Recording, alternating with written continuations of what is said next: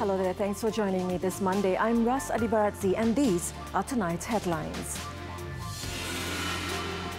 Illegal factories in Selangor have turned Malaysia into plastic waste dumping ground. Dr. Mahathir says the nation's debt needs to be paid to avoid bankruptcy. And police arrest 2 more people in Cradle CEO murder case.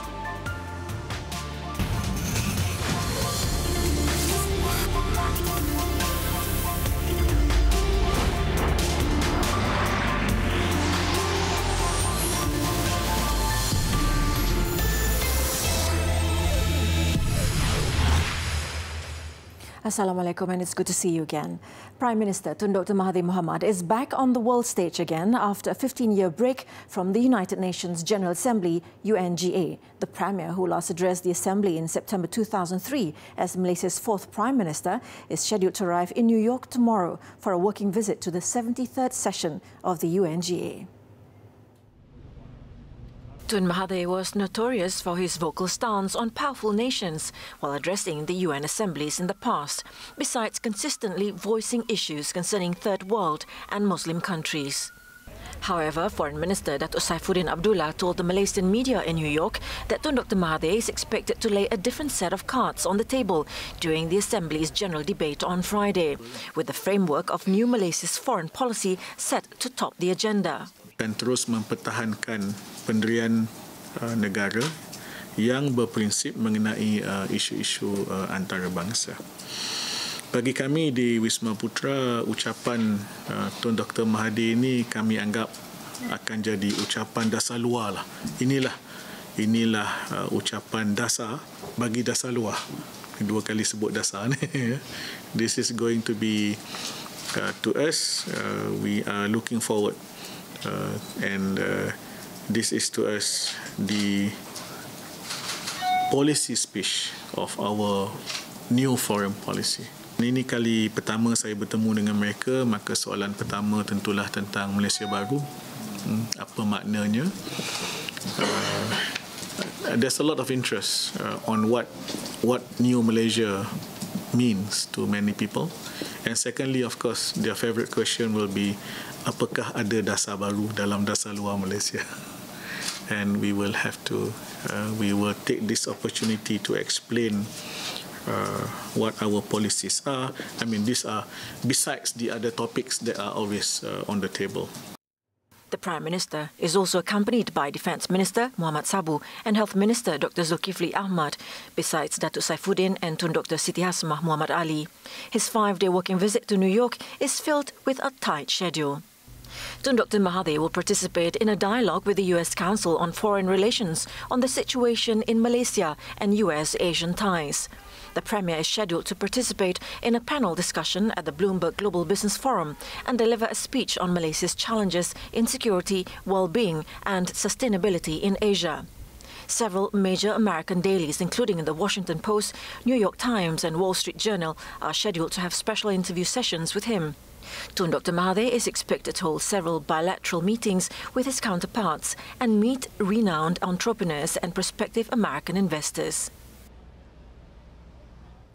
Tun Dr. Mahathir Mohamad stressed that the nation's almost 1 trillion ringgit debt needs to be paid or Malaysia will be declared bankrupt. In a dialogue session with the Prime Minister in London, organised by Club Bunga Raya yesterday, he said the focus is now towards efforts to restore the country's economy. In the dialogue session with about 200 Malaysians, Tun Dr. Mahathir said the new government is giving attention to 2 main issues: the country's economic situation and putting the government's administration machinery in order. He said important measures must be taken for the nation to quickly recover from the situation. It included the possibility of disposing the government's assets to settle the debt and administer the country. Hutang ini mesti dibayar. Dan kita kehilangan wang yang dihutang, kita tak tahu di mana dia pergi. Jadi kita tidak ada wang untuk bayar hutang. Kalau kita tidak bayar hutang ataupun kita tidak servis hutang kita mungkin di bankrupt. Negara kita akan menjadi bankrupt dan ini akan menimbul banyak masalah kepada negara. On scholarship for students, the Prime Minister urged recipients to hasten their study process and return to serve their homeland. We want the students to be successful, to do extremely well, and when they do extremely well, they should come back to the country to serve the country. Now, when you serve the country, you must have feeling for the country. You must do certain things that you feel obliged to do, not because of the money you earn, but because of your dedication. On Proton, Dr. Mahathir pointed out that the national car's development is not just the country's pride, but it is aimed at providing opportunity in the engineering sector, which will then benefit the manufacturing sector. He also quashed claims that Proton is a failed national car project. Also present was Kedah Menteri Besar Datuk Sri Mukhlis Mahathir. British Prime Minister Theresa May will be among the world leaders who will meet Tun Dr. Mahathir Mohamad on the sidelines of the 73rd United Nations General Assembly in New York. The two premiers are expected to meet on Tuesday, where they are scheduled to hold a brief discussion on Malaysia-UK bilateral relations. It will be the two leaders' first meeting since Tun Dr. Mahathir became Prime Minister in May. Ironically, Tun Dr. Mahathir is in Britain today, where he is on a working visit, but the two leaders have chosen to meet in New York. Another leader who will meet Tun Dr. Mahathir is Iranian President Hassan Rouhani, where they are expected to discuss the situation in West Asia. Also scheduled to meet the Malaysian leader is Qatar Emir Sheikh Tamim bin Hamad Al Thani and Sri Lankan President Maithripala Sirisena. Meanwhile, Foreign Minister Datuk Saifuddin Abdullah, who also is in New York, is expected to meet his Sundanese counterpart, Dr. Dirderi M. Ahmad. Saifuddin earlier told the Malaysian media that the country's foreign policy will see a return of focus on Africa, an aspect that was ignored by the previous administration. Tun Dr. Mahathir, when he was the fourth Prime Minister, had championed third world countries, including from the African continent.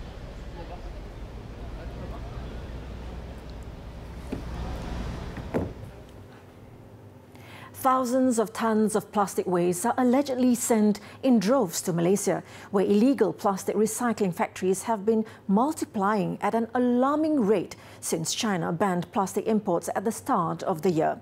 Before the ban, China had been accepting around 50% of the world's waste. So the ban now means that many countries are now scrambling to find a new market to export their unwanted plastics.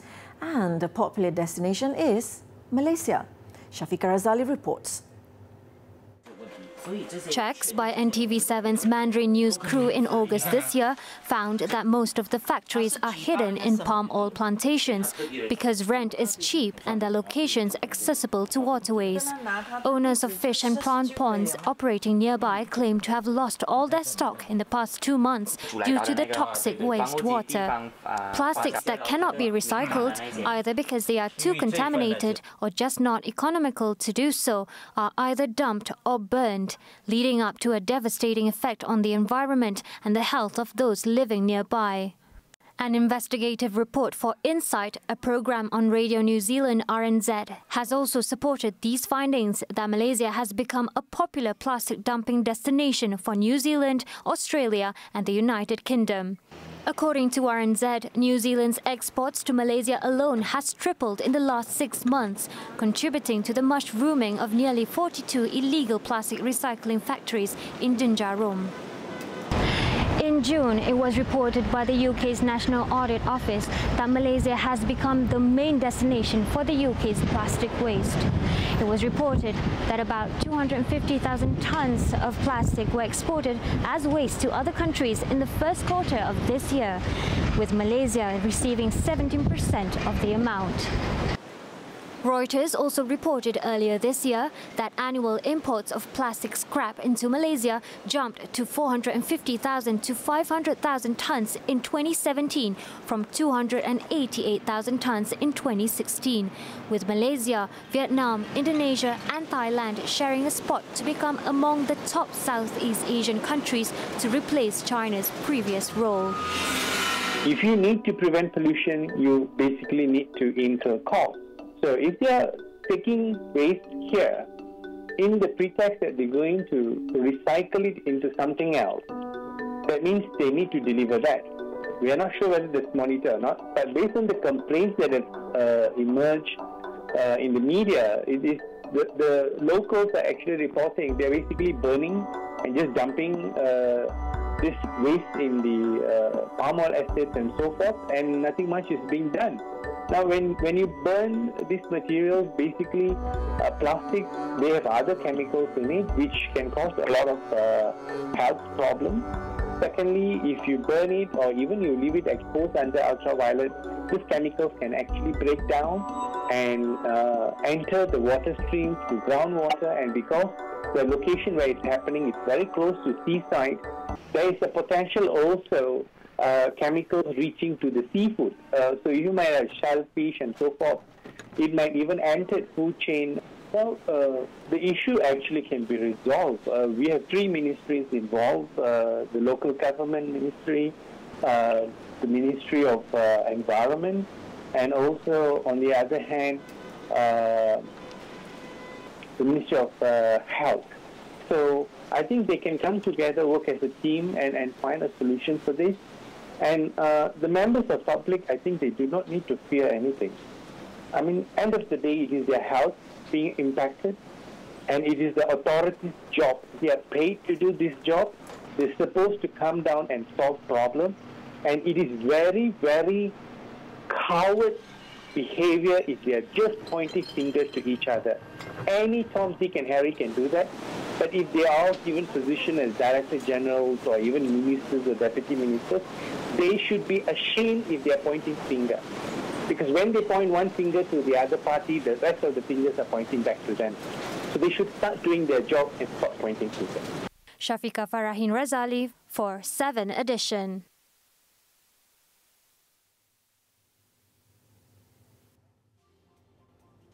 Water, Land and Natural Resources Minister Dr. A. Xavier Jayakumar today called on the relevant authorities to suspend, without fear or favour, all unlicensed plastic waste recycling factories in Kuala Langat, Selangor.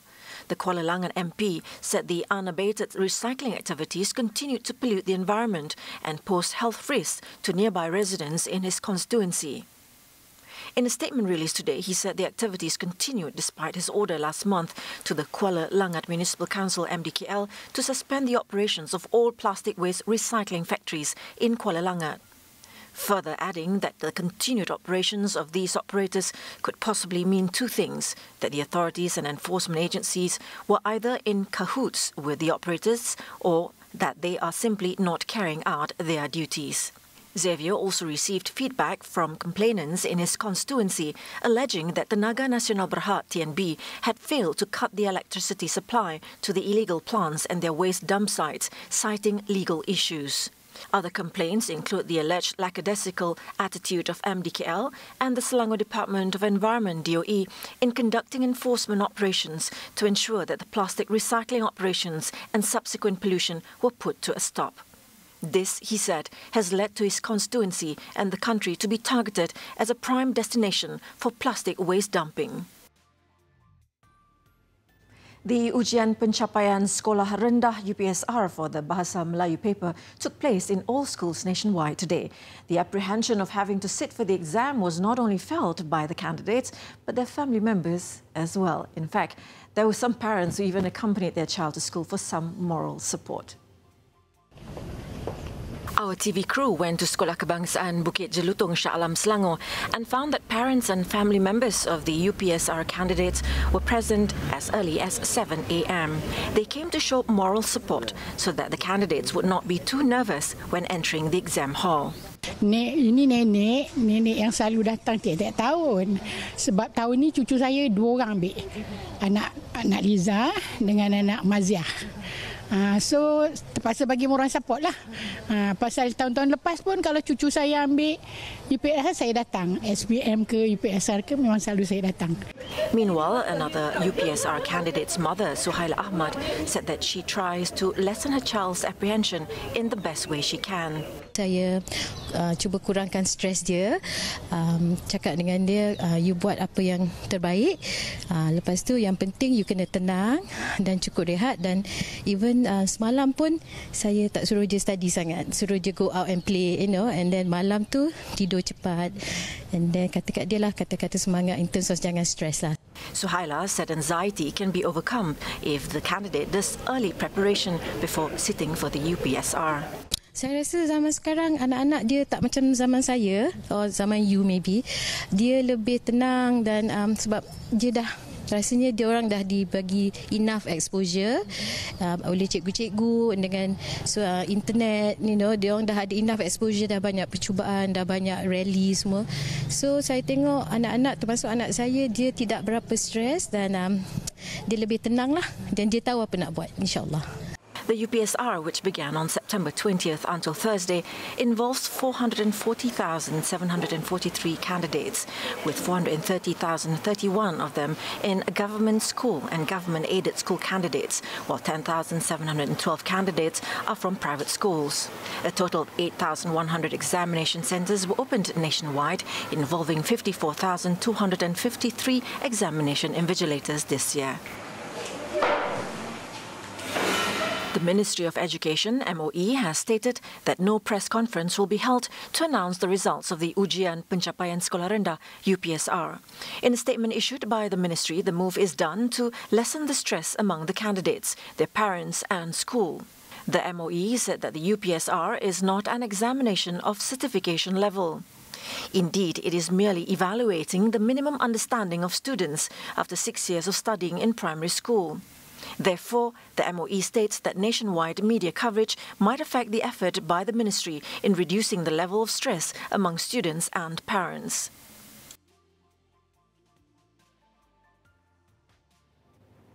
Five female students from Sekolah Menengah Jenis Kebangsaan Kiat Hua in Alustar, Kedah sustained injuries to their arms, heads and bodies from glass shards and falling debris when part of their school roof was ripped apart in a storm earlier today. In the 7:15 a.m. incident, students and teachers had just arrived for the school's morning session before the storm lashed through the school's 5 blocks of 2- and 3-storey buildings. The turbulent weather also sent roofs from 6 school blocks, including a solar panel, flying. 15-year-old student Teo Shi-wan sustained a cut to her head from the roof's fallen debris, while 4 other students, Ui Angel and Ui Nian Ning, both 15, Lox Chong Yi Sin, aged 17, and Maisie Lee Zi Yi, 18, sustained injuries to their shoulders, arms, legs from glass shards. All victims were sent to the Sultanah Bahia Hospital for outpatient treatment. Kita tengah kena pasti daripada pihak kejuruteraan elektrik. Kalau dia pasti yang bahagian bangunan mana elektrik dia boleh guna ataupun bahagian yang selamat kita guna, yang tidak selamat kita tak guna. Saya di sini masih mengikut arahan apa yang betul demi keselamatan pelajar kan. Saya lebih penting pada keselamatan pelajar daripada yang lain.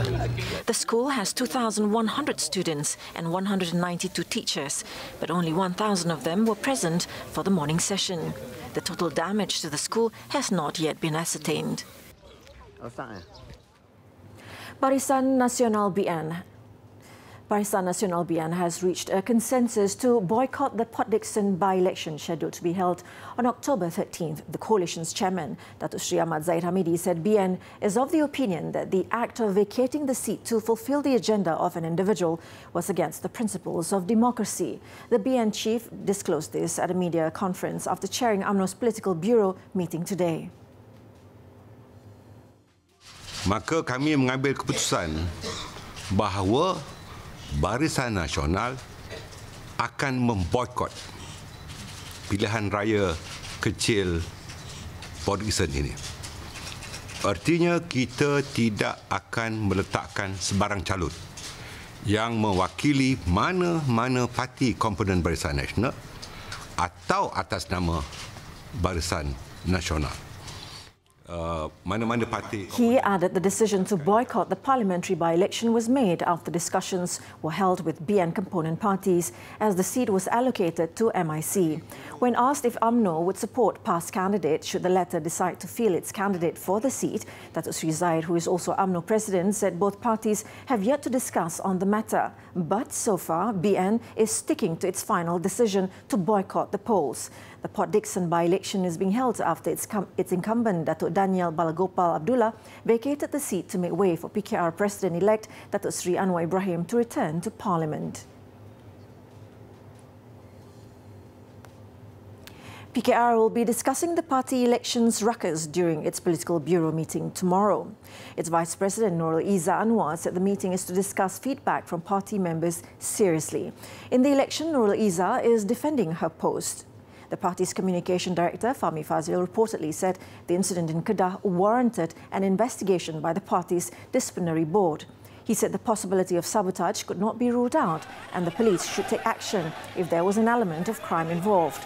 Rafizi Romney, who is contesting the deputy president post, also alleged that there were certain groups intentionally trying to disrupt the party elections by causing chaos.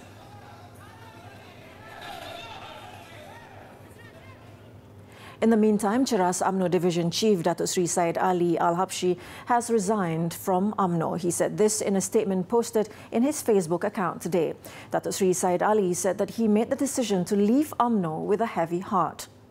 He said in line with his departure from the party, he is also quitting his position as Cheras UMNO Division Chief effective today, a post which he held since 1998. Datuk Sri Said Ali said his decision to quit UMNO was made after taking into account the scenario and landscape in the current political environment of the new Malaysia, which needed a more realistic approach. Datuk Sri Said Ali's departure from UMNO followed similar moves by former Foreign Minister and Kimanis MP Datuk Sri Anifa Aman, who quit UMNO on September 19th.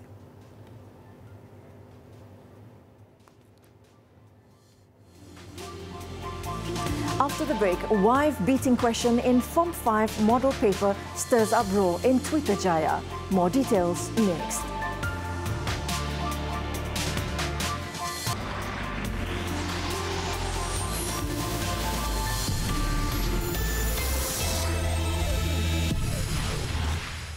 Welcome back. Now, let's take a look at our daily segment, Clickbait, for what's trending and making rounds in the cyber world today. In a Twitter post tagging Education Minister Dr. Mazli Malik and Prime Minister Dr. Mahathir Mohamad, litigation lawyer Siti Kasim highlighted a highly problematic question in a September-October 2018 model exam paper for the Form 5 Islamic Studies subject on Friday. The post uploaded on Twitter and Facebook went viral with over 3,000 shares to date. In her post, the activist lawyer, who frequently speaks up on issues affecting Malay Muslims in the country, asked the Education Minister to explain the Islamic Studies examination paper's question on permissible ways to hit a disobedient wife. The model examination paper's question, issued by the Selangor Education Department, carries 3 separate boxes under the header, with 2 of them filled and 1 left blank. The 2 boxes state not to overboard that it will cause injury, and not on sensitive areas, and the 3rd one requires students to fill in their own permissible way. Following the incident, Siti was reported saying by Malaysia Kini that students should be taught the Quran from multiple perspectives. Meanwhile, on Twitter, someone argued that it is not wrong, saying, "Don't we have sanctions to those who disobey the law?" In response to the post, a representative of the Education Ministry told Malaysia Kini that it will soon release a statement on the matter. Now updated as of 7 p.m, here are the top trending topics and searches on the internet today.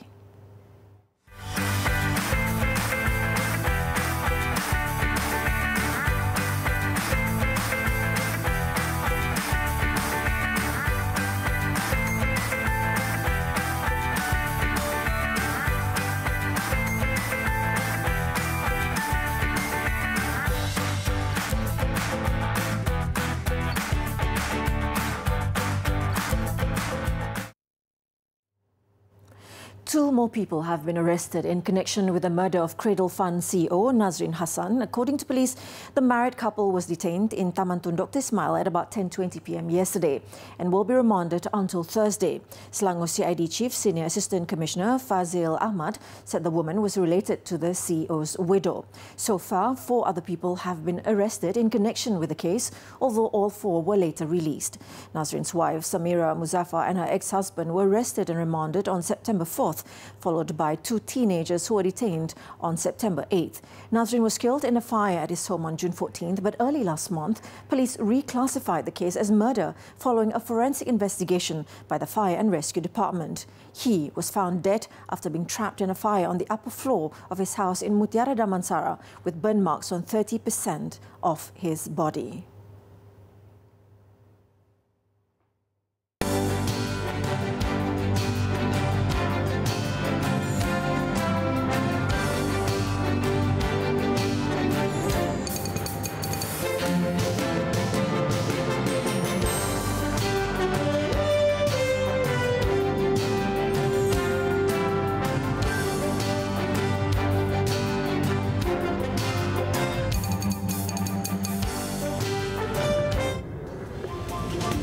Coming up, Tanzania begins to bury the dead as ferry disaster toll hits 224.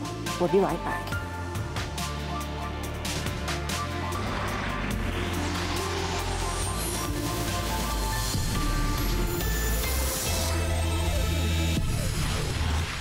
On to world news. Tanzanian authorities said on Sunday the number of people who died in a ferry that capsized in Lake Victoria has risen to 224, and the vessel's managers had been detained for questioning.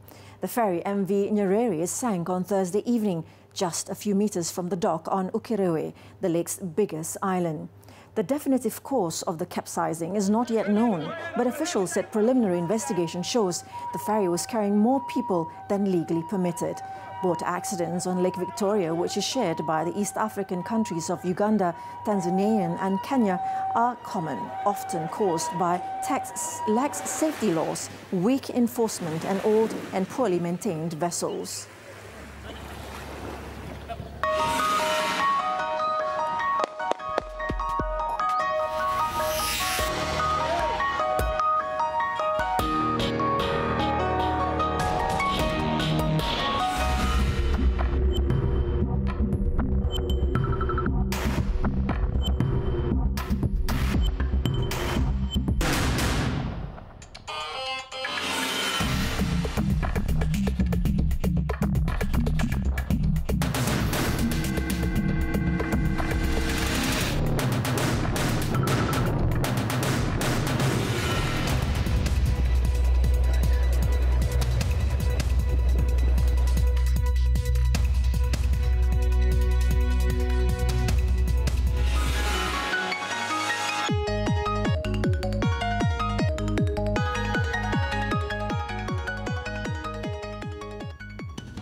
In the brand's bid for inclusion, Dolce & Gabbana sent grandmothers with granddaughters, husbands and wives and curvy models down the runway in their latest show at the Milan Fashion Week in Italy. This visuals wrap up 7 edition this evening. I'm Ras Adibarzi. Thanks for watching and till meet again. Assalamualaikum.